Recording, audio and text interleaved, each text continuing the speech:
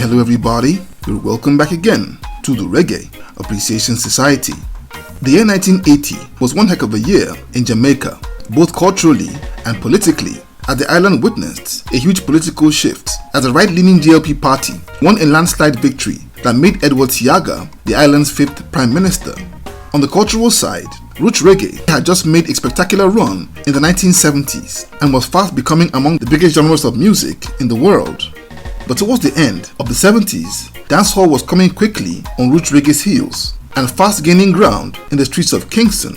And out of that epoch, in 1980, would emerge many brilliant albums which proved that reggae's golden age was still alive and kicking, with non-Jamaican acts showing that they could also hang with the best from Jamaica. Let's take a look at the 8 greatest albums from the year 1980. Number 8, Signing Off by UB40. Before British band UB40 had achieved global superstardom for the 1983 multi-platinum selling cover album Labour of Love, this Birmingham-born group first burst on the scene with their sizzling radical debut Signing Off. After spending years rehearsing in the basement of bassist Earl Falconer's mother's house, they paid their dues, playing gigs on the local pub scene, and were approached by producer Bob Lamb to record an album at his home studio. Then unemployed, hungry and angry, the result was 13 songs that formed Signing Off. With an album cover that was an unemployment benefit form, it was as revolutionary as they come, fearlessly addressing social and political issues. From the first track Tyler, that told the true story of Gary Tyler, an African-American teenager wrongly accused of murder in 1975. A radical body of music that had a strong message and was powered by the mesmerizing instrumentals of the band at their absolute hottest. My favorite track on that album is The Dreamy Hypnotic King, a solid tribute to Martin Luther King. Where are your people now? And 3 tracks of that album reached the top 10 of the UK singles charts, making it a commercial and critical hit. Number 7, Unconquered People by Israel Vibration. After several years of grinding on the streets of Kingston, the trio of Israel Vibration set Jamaica's airwaves ablaze with their smash hit Same Song in 1978, which was followed by an album of the same name, which was also a huge hit in Jamaica in that year. Bob Marley was a big fan of the trio and gave them full backing for their next project, Unconquered People, and was powered by the Marley music machine in the form of his personal studio, the Wailers Band, along with the likes of Mikey Chung and Augustus Pablo giving supporting fire, all packaged and released under the Top Gun label, a 10-track firecracker that's simply bursting with Rastafarian swagger and fiery messaging delivered by Israel Vibration's beautiful vocals, all riding the crisp and flawless instrumentals courtesy of the Wailers Band, who were at that time at their sharpest and absolute peak. And 2 of my favorite songs on this classic album are Give I Grace and the sublime We Are the Rasta. We are the Rasta, we are the Rasta, protected by the master. Number 6, Rockers Meet King Tubby in a Firehouse by Augustus Pablo.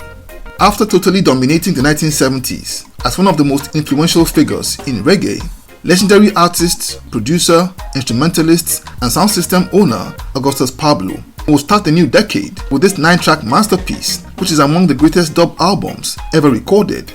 It was put together at the very birthplace of dub, which was King Tubby's studio in the Waterhouse district of Kingston.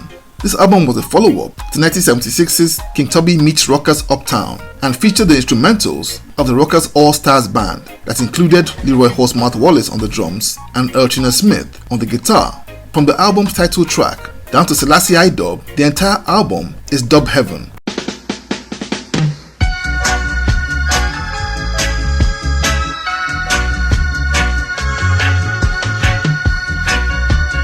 This album's sound transports the listener to a rich, atmospheric, mystical dub landscape that stays with you long after the last track is done.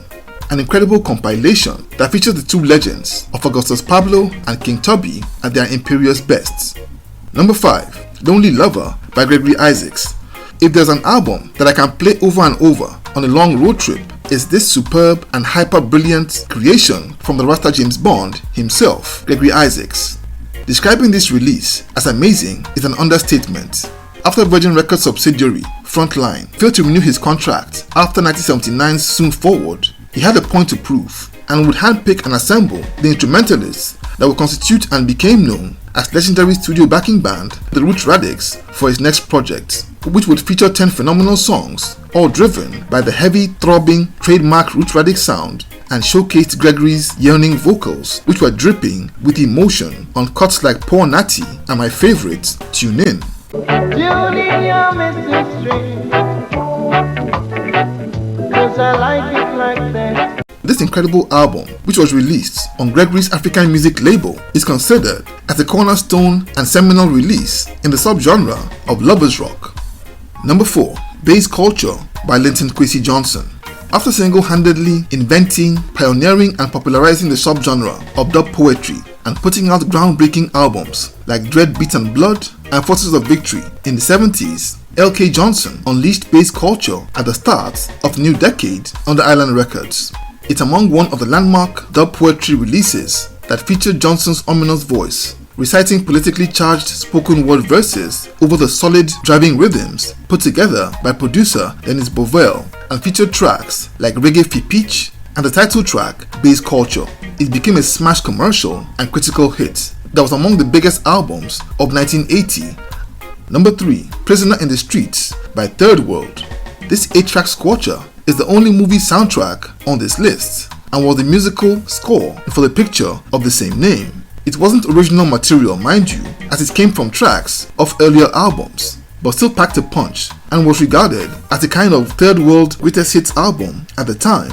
It featured my favorite Third World track, 96 Degrees in the Shade, including African Woman and Now That We Found Love, all featuring sublime instrumentals from the band and the incredible lead vocals by Bonnie Ruggs. Number 2 is Sens Miller. After 2 incarnations of Black Uhuru had fallen apart, Ducky Simpson finally found the winning formula when he added Michael Rose and Puma Jones to the group and partnered with Sly and Robbie.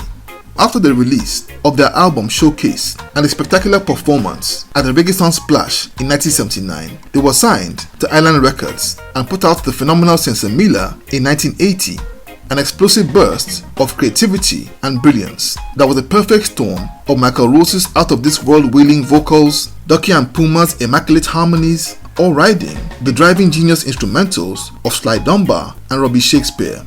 And like many other fans, I believe the title track, Sens Miller, is the best of that album, and other cuts like World is Africa and Vampire altogether make this album an all-time classic, and one that would be the start of Black Uhuru's run as the most successful reggae band of the 80s, and the second most successful in reggae history, coming in second after Bob Marley.